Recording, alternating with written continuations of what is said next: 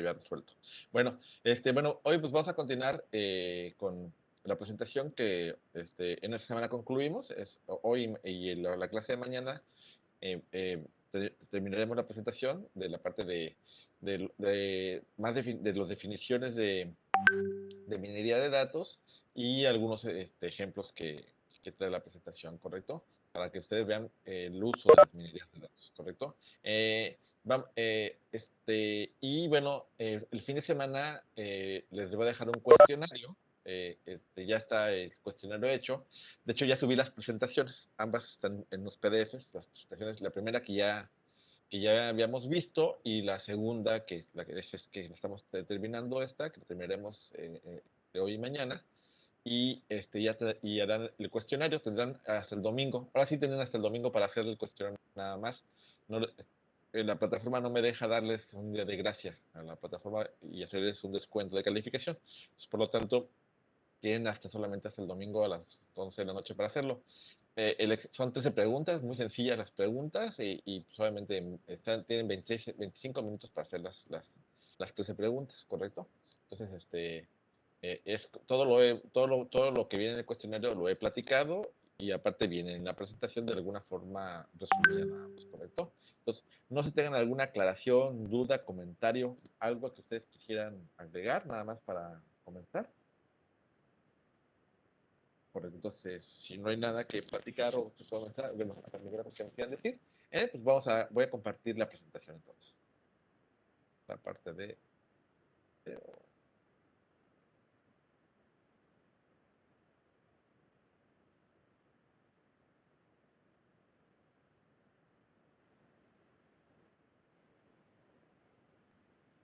Bueno, vamos a hablar entonces, hemos visto hasta ahorita pues, los procesos, perdón, de los tipos de minería y el esquema de la minería de datos, ¿correcto? Hasta ahorita lo que hemos visto es esa parte de tipos y algunas cosas de esquemas, pero muy, muy desarrollados en forma. Pero hay perdón, déjenme más para cambiar un poco más rápido. Voy a volver a partir más rápido mejor.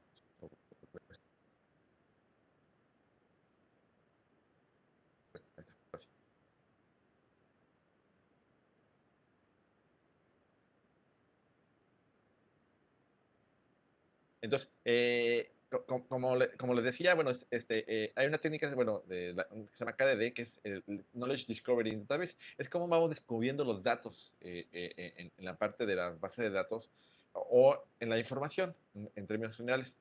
Todo el mundo sí ve la presentación, ¿verdad? Correcto. Bueno, y bueno, entonces, esta parte en la parte de la minería, pues entonces, esta cadena es bien importante porque es para cómo descubrir la información, y tiene 5 fases importantísimas que tienen que seguir en la base de datos, ¿correcto? Eh, eh, es eh, primero lo que tenemos que hacer es, obviamente, nace con una problemática a resolver en el sentido de análisis de información. O sea, aquí no es, la problemática no es resolver una parte operativa.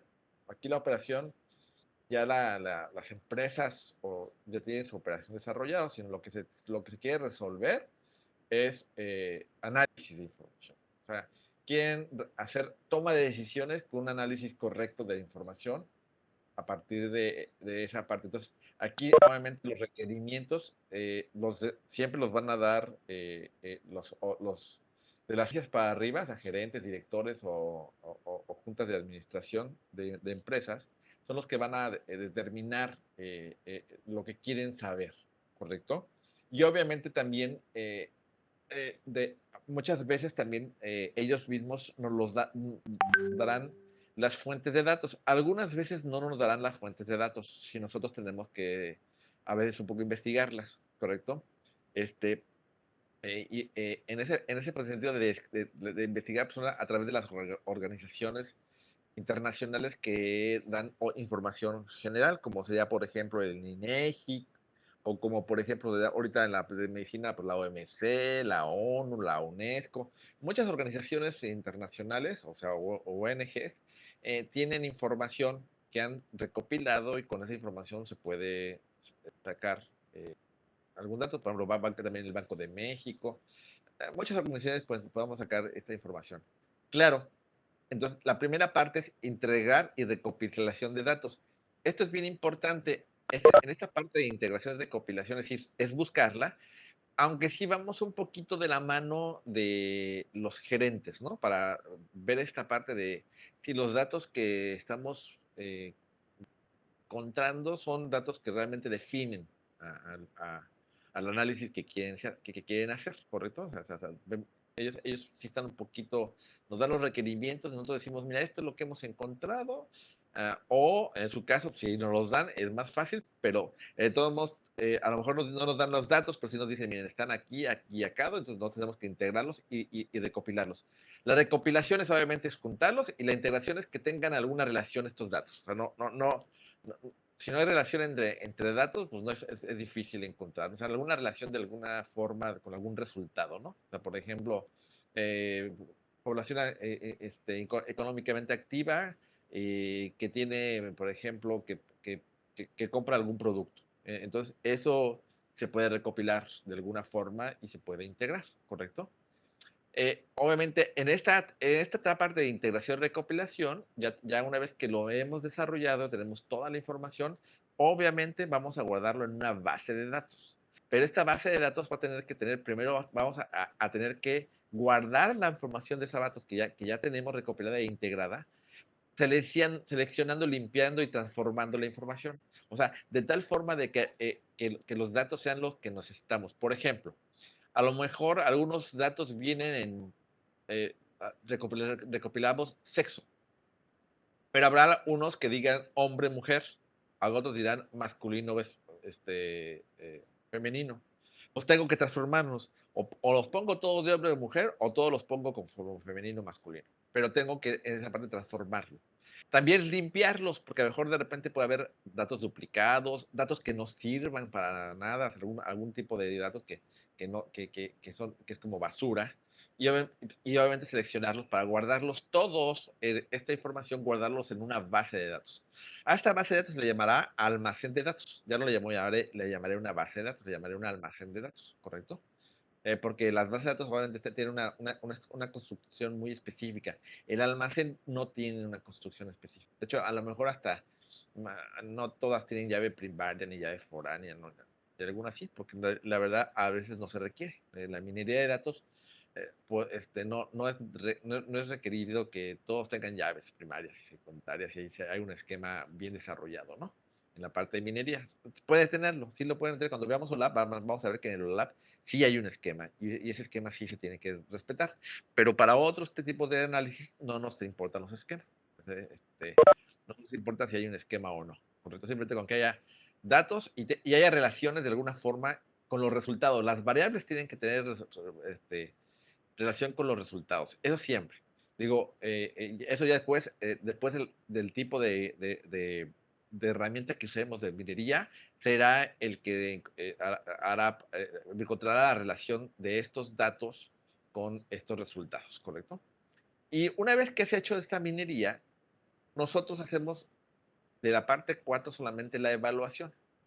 Yo evalúo que la minería de datos, lo que me dé de resultados y de análisis, sean coherentes nada más. O sea, que no puedo decir que yo no los voy a analizar, porque el análisis no es parte del área de tecnologías. El análisis, que es la parte de interpretación, es hecha por el área que está pidiendo esta minería de datos, esta parte de descubrir los datos o los análisis, ¿correcto? Entonces, yo le presento ahora sí que los resultados y él va a hacer el análisis. Yo lo único que le voy a decir está algunos datos relevantes en la evaluación, por ejemplo, si hay dependencia de variables, si hay si hay algunas discrepancias relativamente estadísticas para que él considere y se pueda a lo mejor de repente redefinir la minería y volver a hacer la parte de evaluación. Porque a lo mejor depende, no, pues a mí no me sirve mucho si hay mucha discrepancia en los datos. O si, por ejemplo, si encontramos que hay dos variables no tienen son muy independientes, pues a lo mejor las quitamos, porque ¿para qué la ponemos si en realidad no son variables importantes, que tienen relevancia? Pero a lo mejor ellos dicen, no, aunque no tengo, yo sí quiero dejarlas porque para mí son variables muy relevantes. Y bueno, él con él tomará algunas decisiones y después hará con futuras eh, usos de información donde él ya con esta persona o esta organización o gerente o director ya encuentre los resultados y vaya realimentando la información y el aprendizaje de esta minería, pues va a poder a lo mejor sí encontrar cierta relación y ir viendo si va funcionando o no. Entonces, la parte de interpretación no la hacemos nosotros, sino es la parte del análisis, lo hace el área correspondiente. Y la parte de difusión y uso también lo hace la parte de la gerencia de la dirección, aunque nos pueden pedir ayuda en la difusión y uso. A lo mejor en la difusión puede decir que le hagamos algún programita para poderlos difundir o alguna herramienta especial para poder ponerla bonita en una pantalla o en un programa de análisis. A lo mejor es sí lo podemos apoyarlos nosotros en a lo mejor poner a lo mejor el árbol de decisión lo podamos hacerlo un poquito más bonito y pueda ir variando con respecto al tiempo y se puedan cada vez que se realimente la base de información, se recalcula y de alguna forma el árbol de decisión vaya medio modificándose, ¿no? Entonces, esto lo podemos hacer nosotros y podemos apoyar a las empresas en esta parte. Pero desde el modelo, desde el 1, 2 y 3 son parte del sistema, el cuarto solamente la evaluación, la interpretación, ¿no? Y la 5, ahí dependerá mucho si quieren que les apoyemos o no. Obviamente ya saben que todo eso se tiene que cobrar, ¿no? O sea, eso no, nada en esta vida es gratuito. O sea, obviamente desde el contrato que se hace, ellos nos pedirán qué cosas tendremos que hacer. En la parte de la minería de datos, porque esto pues, obviamente es un negocio, porque las empresas quieren tomar decisiones lo más asertivamente posible y la minería les da esa posibilidad. Muy bien. Bueno, este es el mismo proceso, simplemente hecho a través de forma gráfica. Primero es la selección de datos, después la limpieza, después la codificación, generando el data mini, después se hace la parte de evaluación e interpretación, después generamos los modelos, que esos son la parte del conocimiento. Estos modelos, recuerden que pueden ser modelos o pueden ser patrones. Yo hablo siempre de modelos general, pero los modelos pueden ser modelos o patrones. Ya dijimos la diferencia. Modelo es algo que yo puedo distribuir matemáticamente, o sea, pues le puedo sacar una fórmula en un modelo. En la parte de patrones, no tanto. La parte de patrones son distribuciones de funciones muy diferenciadas. Entonces, y se genera conocimiento. Este conocimiento, al fin de cuentas, es parte del análisis. Porque dice, yo ya sé cómo se está comportando algo, yo tengo el conocimiento de ese comportamiento. ¿Correcto? Ahorita, de hecho, el gobierno que está preocupado mucho por las elecciones tendrá que estar generando esto y se hace a través de esta data mining. ¿Para cuáles son las fuentes de información? Las encuestas, ¿correcto? Las encuestas son lo que hace el gobierno, son encuestas y con las encuestas puedes desarrollar. Obviamente, ¿qué variables considera? No, eso sí dependerá del gobierno lo que quiere desarrollar. En las empresas obviamente es mucho más sencillo porque ahí toman variables pues, más hacia los mercados, hacia la parte de ganancias, de costeo, cosas por el estilo como parte de los resultados, ¿no? Parte de los productos del KDD. Bueno, el KDD, pues lo mismita parte, primero tenemos estos datos iniciales, que es la interpretación y recopilación, después decir lo que le decía, en la parte de selección y transformación se hace un almacén de datos, y en el almacén de datos después ponemos los datos seleccionados, que son los que se llaman las vistas minables, o sea, lo que se puede ver en la parte de variables, ¿correcto? Después de ahí se evalúa y se generan los patrones. Al final se genera el conocimiento y al final con estos de conocimiento pues, se toman las decisiones. Es el mismo proceso de KDD interpretando a través de esta parte Entonces, fíjense cómo los datos iniciales dicen que están en muchas bases de datos, ¿sí? Y más, ni siquiera, esto me refiero de base de datos, no quiere decir que sean bases de datos electrónicas, ¿eh? Hay veces, y eso a veces les puede tocar en la minería, que a veces van a tener que irse a expedientes de papel y estos expedientes de papel pasarlos en forma electrónica, porque la minería fuerza tiene que ser en forma electrónica. Entonces, sí, sí, eso es a veces común porque hay ciertos lugares donde no todo se ha automatizado y a lo mejor se automatizó el último año, pero tienen 4 años de información recabada en expedientes que nunca han subido porque no la necesitan. Para la minería sí sería importante subirla. Entonces, pues, obviamente se tendrá que costear la parte de captura, o sea, contratar capturistas de información para poder alimentar las bases de datos y a lo mejor hacer los programas de captura. Eso va integrado dentro del KDD de la minería de datos, ¿correcto? Eso obviamente se hace un análisis previo para decir, a ver dónde está la información, lo que tú quieres analizar, y sí, pero la información está en papel, aquí yo la tengo, pero mira, aquí son estos archivos. Eso se cobra, porque hay que hacer los programas de captura para poder hacer el trabajo de información. Bueno, entonces, bueno, hablamos entonces de las fases. Voy a hablar un poco ahora sí ya específicamente de las fases. Lo dije muy general, ahora voy a entrar muy al específico. La primera, pues, es la parte de integración y recopilación de datos.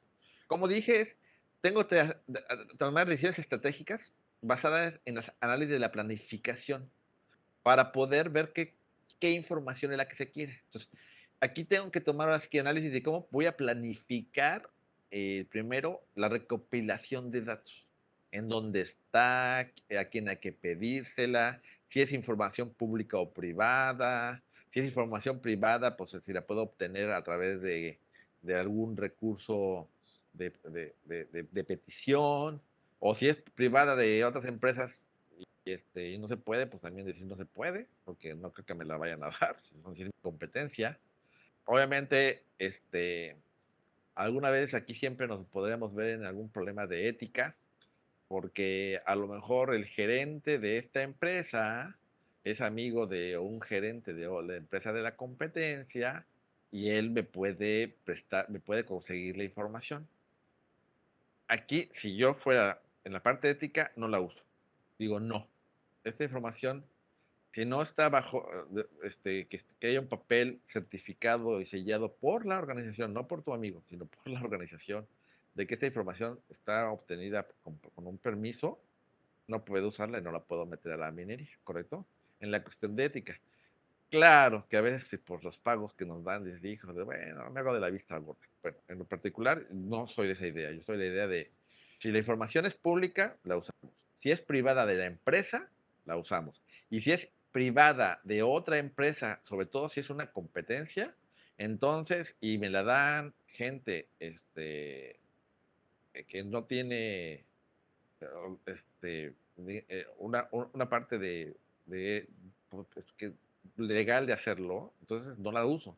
Sí, ahora, si me dan información con papeles que respalden que la información tiene un préstamo legal, en el sentido que me la compartieron y hay un documento firmado por las áreas administrativas directivas en el cual me dan el carácter de usar esa información, a lo mejor no de compartirla, sino de usarla para mi propia minería, sí la usaré, ¿correcto? Es bien importante porque sí es esta parte que ocurre en México algo frecuente. En otros países a veces mejor no. Bueno, no más digo en México, en muchos países ocurre. Hasta en Estados Unidos ocurre. A veces también te dan información, la consiguen de alguna forma diferente. Digo, eso siempre lo tenemos que hacer. Después, una vez que hemos tenido esta parte de registros, pues vamos a ver qué grado de agregación tiene, si hay claves primarias, claves foráneas, cómo se interrelaciona entre ellas. Después, vamos a integrar esta información, tal vez en almacenes de datos. En un almacén primerito, básico, que es el Data Warehousing. Vamos a ver cuando veamos en el OLAP. En el OLAP sí se hace el Data Warehousing desde aquí. Aquí yo en la integración y recopilación ya empiezo a hacer el Data Warehousing. O sea, ¿qué quiere decir aquí? No, a lo mejor todavía no hago la construcción de guardar la información, pero sí la estructuración de la base del almacén, ¿correcto? También aquí puedo hacer ya también la estructuración, aunque si no fuera, yo sí puedo decir, bueno, no tengo los datos todavía, pero sí sé cómo van a estar este esquema de datos y lo hago en el almacén, ¿correcto? Y obviamente, pues vamos a ver como esta información en estos data warehousings o estos almacenes de datos es muy grande, pues seguramente voy a requerir un equipo especial. A veces no, a veces sí, a veces se usa a un equipo que ya se tiene y bueno, eso lo deciden siempre con la empresa para decir, bueno, pues a lo mejor le pegamos al performance de alguna aplicación tuya y tú sabrás si no hay problema, ¿no? Y obviamente, pues obviamente cargaremos la información. Normalmente podemos traer información electrónica de base de datos, de archivos de texto, eso lo podemos extraer. Ahora, el almacén de datos, yo he visto algunos casos que los terminan dejando en hojas de cálculo. Yo les digo, no lo dejan así, normalmente eso no es lo adecuado, sino es ponerlo en un almacén de una base de datos, ¿correcto? Este, Aunque dicen que no es estrictamente necesario dejar el almacén, yo, aunque los autores dicen que no es necesario, yo en la práctica siempre diré, sí es importante terminar con un almacén con una base de datos, ¿correcto? Obviamente, no con el esquema que ustedes les hemos aplicado toda la vida de una, una base de datos relacional. Aquí a lo mejor no es de base de datos relacional, no tiene nada, el esquema es diferente, pero no importa. Ahí está puesto en nuestro esquema. En la fase 2, pues es la fase de la limpieza. Simplemente vas a ver eh, cómo, qué datos son importantes para analizar, cuáles datos a lo mejor los conseguimos, pero no tienen relevancia o no tienen confiabilidad, entonces los tendríamos que platicar para decir que a lo mejor no los usamos.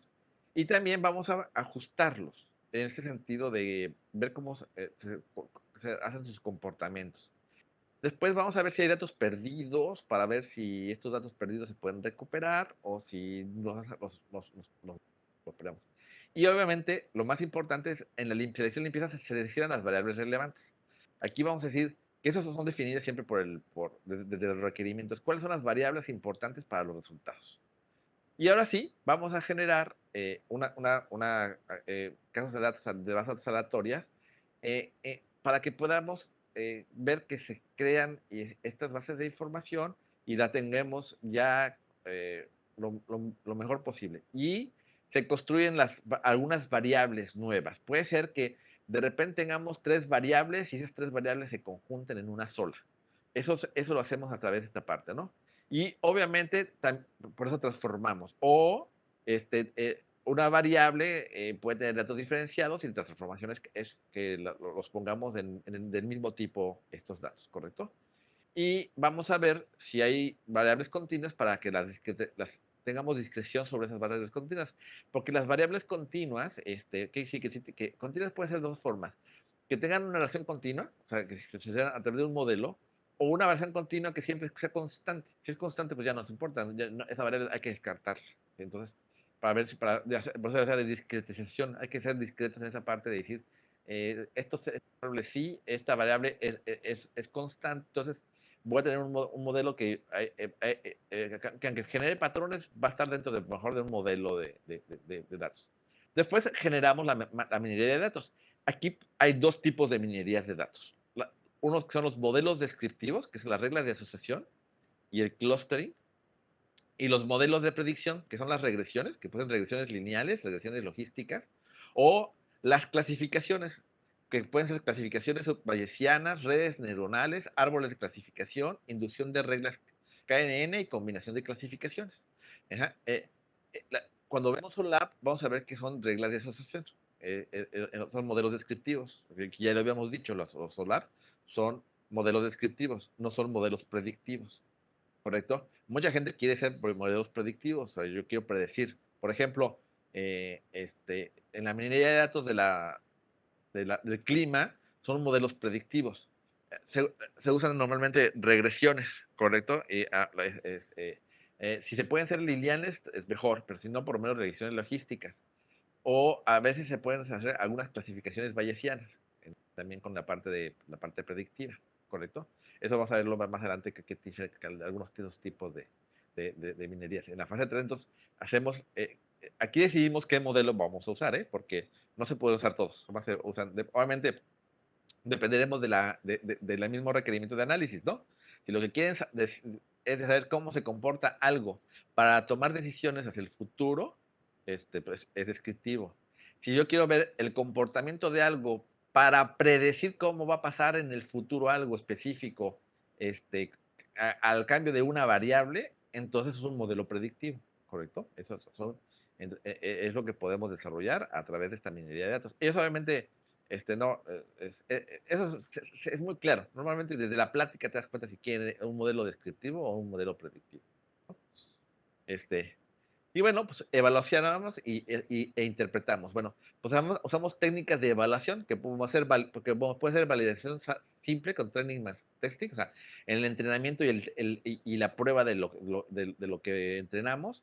También validaciones usadas con Kufold o Bootstrap. Kufold son validaciones de ver lo que una variable genera y lo que afecta al resultado. Y Bootstrap son viendo algunos ejemplos que se tienen, viendo si se comportan como con esa misma características como tenemos la definición de la minería, ¿correcto?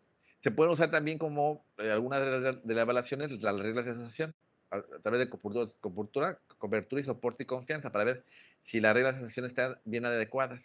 En el clustering podemos ver la parte de variabilidad intra y entre, o sea, cómo se hace la variación entre variables y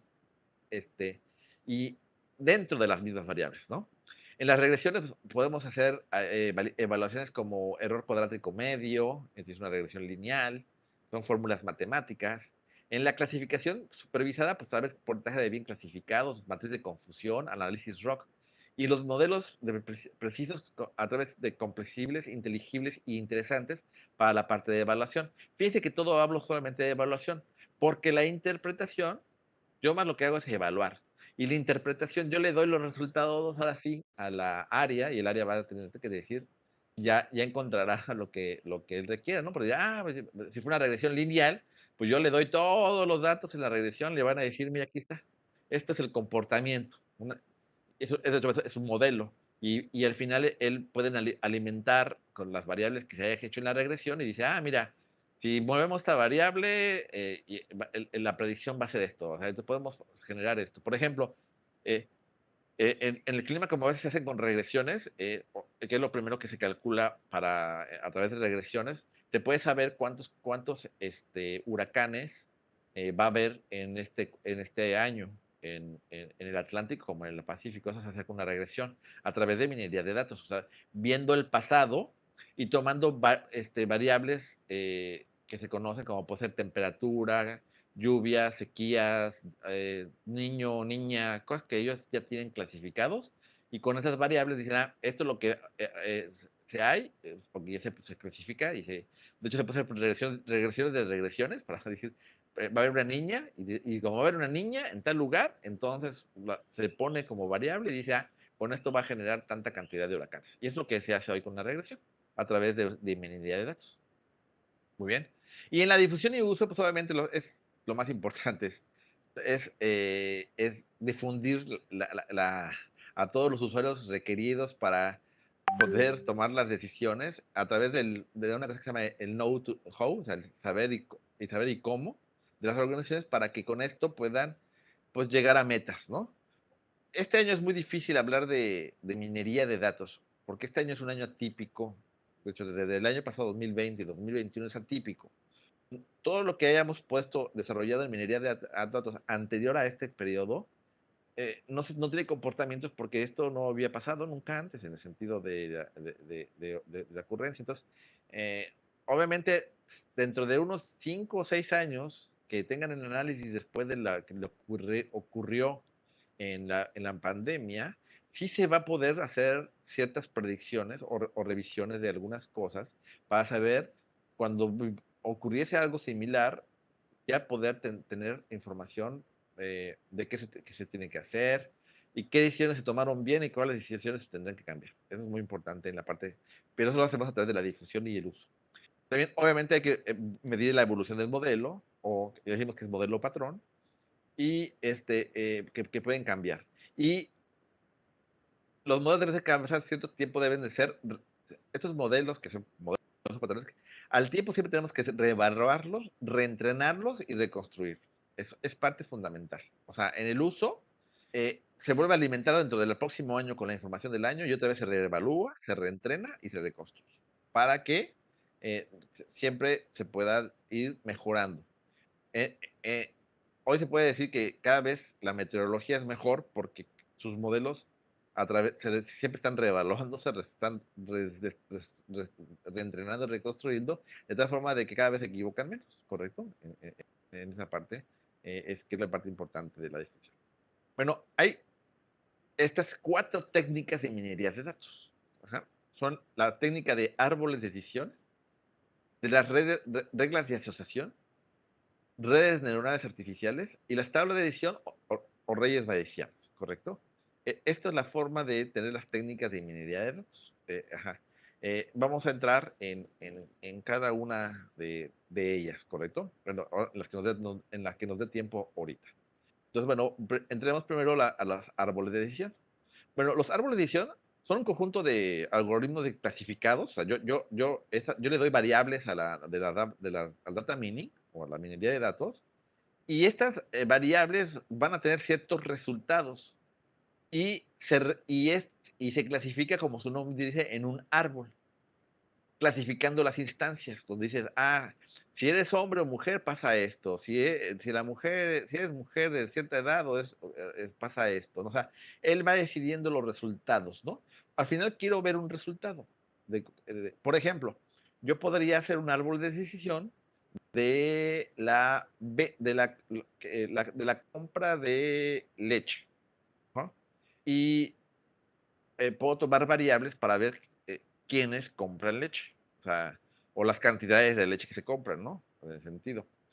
Además, decir siempre algo más que las cantidades, decir algo más absoluto como comprar leche, o sea, sí, y podemos hacer una clase, a través del análisis de una empresa, decir, vamos a ver las personas viendo las personas que entran a comprar la leche, y a lo mejor decimos son hombres, son mujeres, son niños, ¿correcto? Y a través de esta parte se puede hacer esta clasificación de un árbol de decisión. Este, Podemos también, por ejemplo, ahorita que viene está el famoso hot sale, obviamente, si se dan cuenta en el hot sale, no crean que es aleatorio. Los productos que están poniendo en el hot sale tienen una razón muy especial, lo hacen a la vez con árboles de decisión, que son productos realmente eh, que que se venden poco en ese sentido. O sea, y como se venden poco, pues hay que alimentarlos, darles esas promociones, ¿correcto? Entonces, es un buen momento. Claro, habrá algunos otros que puedan hacer aunque se vendan poco, nosotros sí lo necesitemos. Entonces, va a valer la pena aprovecharlo, ¿no? Aunque la idea siempre de esos tipos de promociones, así lo hace la parte de mercadotecnia, es mover los inventarios, ¿correcto? Entonces, mover los inventarios a través de promociones que no generan pérdidas para las empresas, sino a través de una utilidad maximizada en la cantidad de lo que se vende. Entonces, obviamente eso también se puede hacer con un árbol de decisión. Es decir, qué productos se venden, en dónde los vamos a vender, qué cantidad de descuento le podemos dar, porque intentamos ganar lo más que se pueda siempre en la parte de árbol de decisiones. Entonces, ¿qué son los árboles de decisión? Son árboles de decisión, son particiones secuenciales de un conjunto de datos. O sea, yo tengo un conjunto de datos, variables, que estas variables se van a ir particionando de forma secuencial, generando un árbol. Por eso se llama un árbol porque va con una raíz y de ahí se van saliendo hojas, ¿correcto? Entonces, el objetivo del árbol de decisión es segmentar la población para encontrar grupos homogéneos según una cierta variable de respuesta. Esta técnica permite representar de forma gráfica una serie de reglas sobre las decisiones que se deben tomar en la asignación de determinado elemento o una clase o valor de salida. Como les decía, tengo una respuesta, un resultado, y sobre el resultado se hace la clasificación. Ajá. No, ¿se pueden hacer clasificación de varios resultados? También. Es válido que puedas tener varias variables de respuestas. Entonces yo puedo tener varias variables de respuestas y también se pueden desarrollar los árboles de decisión. Son más complejos esos, hacer árboles de decisiones con varias variables de respuestas. Lo correcto es lo más sencillo es hacerlo de una sola variable de respuestas. No importa que sea, no tiene que solamente ser un sí o un no, ¿eh? O sea, por ejemplo, vivió o murió, no necesariamente, ¿eh? Puede tener muchas respuestas, a lo mejor puede tener venta mínima, venta máxima y venta mediana, o sea, ¿no? O sea, son tres variables. Y yo digo, ¿entre qué valores está la cantidad de ventas en ese sentido? Entonces, es el objetivo del árbol de decisión. Aquí tengo un ejemplo de un árbol de decisión tratado a través de un acontecimiento que es el hundimiento de Titanic. O sea, se tomó todas las personas de la lista de pasajeros que se tiene, que se tuvo cuando llegaron, probablemente cuando ingresaron al árbol, y de ahí se tiene la respuesta final de cuánta gente sobrevivió, quiénes sobrevivieron, ¿correcto? Y con eso se alimentó un árbol de decisión y, por ejemplo, primero se determinó, la máquina determinó que primero fue el género lo importante. El, las mujeres y valores son las ramas que se hicieron. Y dijeron, bueno, aquí son dos variables, una variable que tiene dos valores, o mujer o varón. Y en las mujeres había, igual que en los hombres, había 4 clases, que la clase primera clase, segunda clase, tercera clase y la tripulación. Y por ejemplo, en la clase se determinó que la clase primera de las mujeres, todo sobreviviente. A lo mejor aquí en la parte de sobreviviente pudimos poner una varianza para decir, aunque sobrevivieron todas, ¿qué posibilidades existen de la varianza, ¿no? A lo mejor algunas cosas pues, se pudo haber escapado, ¿no? Pero bueno, aquí a lo mejor podríamos poner en la clase si sobrevivientes o ambas, ¿no? Por decir un porcentaje, decir, el 90% sobrevivió, el 10% falleció, ¿correcto? Eso lo saca a través de aquí. Podemos aquí, por ejemplo, una clase que diga, sobrevivió, sí o no, y murió, sí o no, ¿correcto? Y cuántas personas ocurrieron, ¿no? Por ejemplo, aquí se determinó que la mayoría de las personas que vivían, la mayoría de las mujeres de la clase 1 sobrevivió, de la clase 2 sobrevivió, y la mayoría de las mujeres de clase 3 falleció. Esto se terminó a través, no digo todo porque estos no son de todos, sino habla de mayorías, que sí que determinaron que si arriba del 75% de las personas se daba como sobrevivientes, como que la mayoría sobrevivió. Se pudo haber hecho clasificación y decir exactamente cuánto sobrevivió desde el árbol de decisión, porque se puede haber pedido eso en el árbol de decisión. Entonces, por ejemplo, y después en cambio en la clase de los hombres. Adicionalmente, en la clase 1 y en la clase 2 se determinó que la clase 1 por sí solita no tuvo la suficiente para decirme si sobrevivieron o no, entonces tuve que poner una variable adicional, que fue la edad. Él detectó, o sea, yo alimenté la edad también en la clase de las mujeres, pero la edad no fue un valor importante en el primer árbol. En la segunda sí, pero solamente en la clase 1 y en la clase 2. Los menores sobrevivieron, los mayores hombres murieron, ¿correcto? En la clase 2, los menores sobrevivieron y en la clase y los adultos fallecieron. Y en la clase 3 fallecieron. Y la clase 3 falleció. Ajá. Entonces, ¿esto qué quiere decir? Obviamente, tiene una lógica, ¿no? Porque hay que recordar siempre lo que cuando vean a las películas de Titanic, siempre van a ver cuando se están bajando, que había pocos barcos salvavidas, siempre dijeron hombres y niños, perdón, mujeres y niños primero, pues obviamente por eso sobrevivieron más mujeres y niños, ¿no?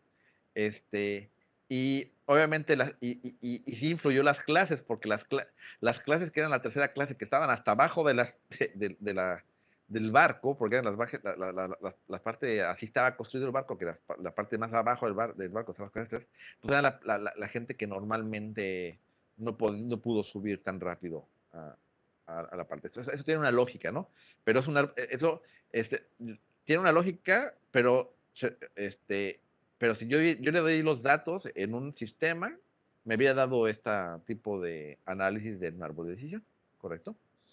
Eh, Tengo también árboles de decisión que se pueden hacer a través de ANDs, OR, XOR, esa parte de caminos o hojas, a través de decir, el XOR de A con B ocurre esto, con el XOR a través de falsos interverdaderos, y hacer lo que se llama una estrategia de aprendizaje inductivo.